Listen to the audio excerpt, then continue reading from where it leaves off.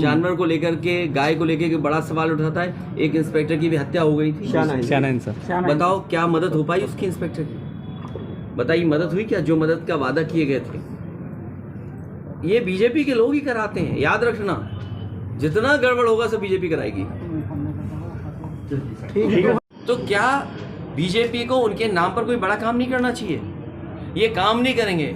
आपने देखा होगा जितने प्राइमरी स्कूल हैं, बच्चों को ना स्वेटर मिल पाया, ना जूते मिल पाए, ना खाना टाइम से मिल पाया, बस पुता दिया इन्होंने, स्कूल पोत दिए होंगे, किताबें भी नहीं उपलब्ध करा पाए, रद्दी में बेची जा रही है। और यहाँ भी 65,000 इसी तरीके से स्टेडियम है, लोक भवन है, यहाँ पर कई काम थे गाजियाबाद में। तो ये नाम बदलने वाली सरकार है, इस बार जनता इन्हें बदल देगी। अखिलेश जी, आपको परमिशन नहीं मिल रही, ना मुरादाबाद में मिली, या बुलंदशहर में मिली, क्या वजह है? देखिए ये कहते हैं कि इन पे अंतर्राष्ट्रीय वो हैं हवाई अड्डे, इनका विज्ञापन देखिए। बताओ, हवाई पट्टी नेताजी ने बनवाई, एक्सटेंशन मैंने की, हमारी सरकार में हुई, और उतरने नहीं दे रहे समाजवादियों को।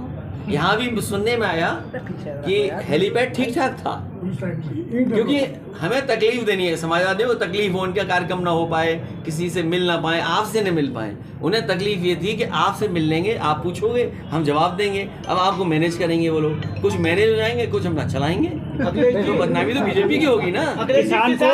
पे ले जाएंगे और अचानक वो 20 की सूची से भी बाहर हो जाए, फिर लग रहा है कि फिर सूची में आ रहा है। आखिरकार सरकार क्यों मदद कर रही है? मुझे याद है उत्तर प्रदेश में सरकारी कर्मचारियों का, बिजली विभाग के लोगों का प्रोविडेंट फंड का पैसा DHFL में इन्वेस्ट किया गया था। DHFL नुकसान उठा गई, कंपनी फेल हो गई।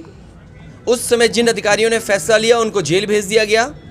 मैं ये जानना चाहता हूँ बीजेपी के लोगों से, सरकार से, कि जनता जानना चाहती है कि अगर DHFL में पैसा लगाने पर उस समय के अधिकारी जेल जा सकते हैं, तो LIC और SBI का पैसा जिस कंपनी में लगा है उनके बड़े अधिकारी कब जेल जाएंगे?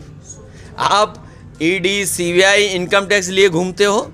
आज लखनऊ को सजाने के लिए आप रिवर फ्रंट में जो ED, CBI और इनकम टैक्स में, उसमें आप रोशनी करना चाहते हो। आखिरकार सरकार चाहती क्या है? 2024 में क्या शरद पवार जी के साथ थर्ड फ्रंट बनने की उम्मीद? गन्ने का भुगतान नहीं करा पाएगी सरकार। RBI ने ब्याज और गन्ने का इसलिए कह रहा हूँ कि इनको 2022 नहीं आया, इनका भी, बीजेपी वालों का 2022 आएगा ही नहीं, क्योंकि 22 आने का मतलब है किसान की आय दोगुनी होना। वो जानते हैं आय दोगुनी नहीं हुई तो वो 2022 स्वीकार नहीं करेंगे। 2022 आ गया। आप में से जितने पत्रकार साथी हैं वो सब जानते हैं कि उन्होंने यही वादा किया था कि 2022 तक आय दोगुनी हो जाएगी। आज गन्ना किसान का भुगतान नहीं हो पा रहा है, चीनी मिलों का अभी बकाया है, किसानों को देना है पैसा।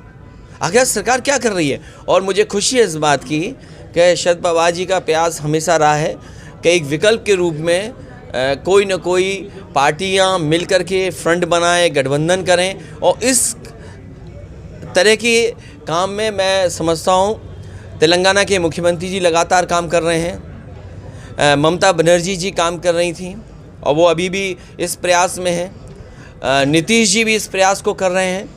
तो मुझे उम्मीद है कि जिस तरीके से भारतीय जनता पार्टी ने किसान व्यापारियों को निराश किया है और कुछ लोगों को मुनाफा कमाया है, आने वाले समय में जनता इनको हटा देगी। ओम प्रकाश राजभर ने ये कांग्रेस महागठबंधन की बात देखिए भाई, तो अरे अच्छे मित्र की परिभाषा यही है कि मित्र का जब बुरा दिन आए तो मित्र खड़ा दिखाई दे। अरे बीजेपी के मित्र लोगों कब खड़े होंगे? और मुझे उम्मीद है लोगों के लिए कहाँ जगह जो आंकड़े दिखाई दे रहे हैं या जो सेंसस दिखाई दे रहा है, मुझे लगता है सरकार फिर मित्र का भूमिका में है।